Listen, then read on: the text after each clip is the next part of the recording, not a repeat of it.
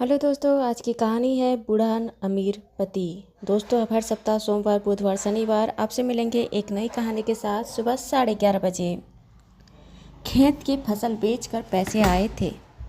कन्हैया जी बैठकर पैसे गिन रहे थे और हमेशा की तरह ही उन्हें इतना पैसा देख मन भारी और बेचैनी हो रही थी। जहाँ लोगों को पैसा देख सुकून मिलता है, मानसिक शांति देता है, आत्मिक बल देता है, पर यहाँ कन्हैया जी के साथ उल्टा था। गीता जी के जाने से 3 साल हो गए थे। कन्हैया जी के पास अब बहुत पैसा हो गया था, लाखों में तो होंगे ही। खैर, रात के 11 बज रहे थे। कन्हैया जी का दिल भारी हो रहा था, सांस लेना मुश्किल हो रहा था। थोड़ी देर खुद को शांत करने की कोशिश किए, फिर भी आराम नहीं मिला तो वह अपने बेटे को बुलाए। मैं सांस नहीं ले पा रहा हूँ। उनका बेटा उन्हें हॉस्पिटल ले गया। हॉस्पिटल में उन्हें एडमिट कर लिया गया। 75 साल के कन्हैया जी हॉस्पिटल में आईसीयू बेड में लेटे लेटे छत को देख रहे थे। मन अभी उनका भारी था। जब से उनकी पत्नी, उनकी हमसफ़र गीता जी इस दुनिया से उनका साथ छोड़कर गई है, तब से उनका तबीयत कुछ ज़्यादा ही नासाज रहने लगी है। उनकी तबीयत खराब नहीं है, उनका मन खराब है, और मन की नाराज़गी, बेचैनी शरीर की तकलीफ बनकर बाहर आती है। कभी सीने में जलन, कभी सांस लेने में तकलीफ, कभी नींद नहीं आना, कभी बेचैनी और कभी अपच।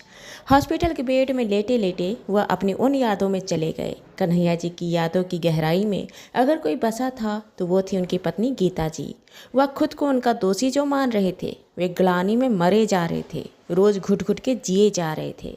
कन्हैया जी के परिवार में कन्हैया जी, उनकी पत्नी, कन्हैया जी के माँ पिता, छोटा एक भाई और 2 बहनें थीं।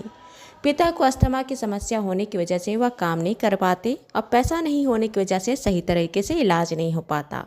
लिहाजा कन्हैया जी के पिता घर पर ही रहते। बहुत कम उम्र से ही कन्हैया जी कमाने लगे। कन्हैया जी और उनकी माँ मिलकर कमाते, अब 5 लोगों के परिवार का भरण पोषण होता। एक उम्र में आने के बाद एक हाथ और की मदद मिल जाए और घर की जिम्मेदारी को बांटने में मदद मिल जाए, ये सोचकर कन्हैया जी की शादी गीता जी से कराई। शादी के बाद कन्हैया जी से गीता जी बड़ा लाड़ करते। गीता जी भी बहुत समझदार थी, सुलझी हुई थी। सारी तकलीफ के बावजूद अगर उन्हें कुछ सुकून और खुशी था तो वो थी उनकी पत्नी गीता जी। कन्हैया जी कड़ी मेहनत कर कमाते और घर में गीता जी कुशलतापूर्वक घर संभालती। समय के साथ गीता जी और कन्हैया जी को 2 बच्चे हुए। कन्हैया जी के परिवार के साथ अब खुद उनका भी परिवार था। समय के साथ दोनों छोटी बहनों की शादी हो गई, भाई पढ़ लिख गए और कमाने लगे। इतने सालों में गीता जी कभी भी कन्हैया जी को कुछ नहीं कही थी। बहनों की शादी के बाद एक दिन घर के बाहर बैठे पति पत्नी बातें कर रहे थे। तभी गीता जी कही, घर की जिम्मेदारियां, आपकी बहनों की शादी, जिम्मेदारी सोच कुछ सोची ही नहीं। अब उनकी शादी हो गई है, आपकी भाइयों की पढ़ाई लिखाई हो गई, अब कमा भी रहे हैं। अगर कुछ आज मांगूं तो आप दोगे? कन्हैया जी गीता जी का चेहरा देख रहे थे। वह कन्हैया जी को बोलने के समय ही उनके चेहरे पर एक अलग ही खुशी थी। कन्हैया जी बोले, क्या मांग रही है? गीता जी बोली, कल पड़ोसी के यहाँ गई थी, वह बड़ी ही सुंदर कंगन पहनी थी। एक सोने का कंगन मुझे भी दिलाओ ना, पतला भी चलेगा। कन्हैया जी मुस्कुरा कर कहे, ठीक है, 5-6 महीना रुक, मैं पैसा जोड़ता हूँ और तेरे लिए कंगन ला दूंगा। गीता जी खुश हो गई। कन्हैया जी पैसा जोड़ने लगे।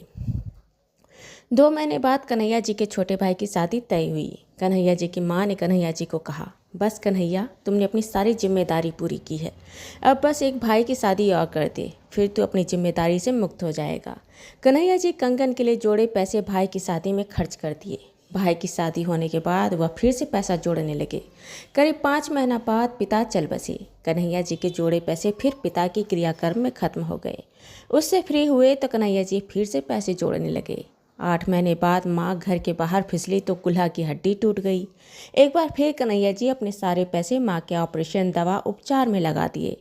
गीता जी के कंगन की बात बोलने से 3 साल निकल चुके थे।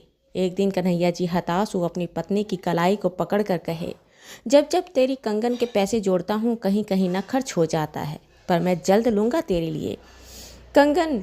गीता जी बोली, कंगन छोड़ो, अब तो मेरा मन है माता के मंदिर जाने का, चले क्या?